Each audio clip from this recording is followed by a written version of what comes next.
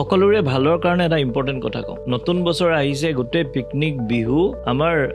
উতনোৱা ডেকাবোৰে একদম মদ চদ খাই চব পিনে ঘূৰিছে আৰু বহুতৰে এক্সিডেণ্ট হৈছে আমি গোটেই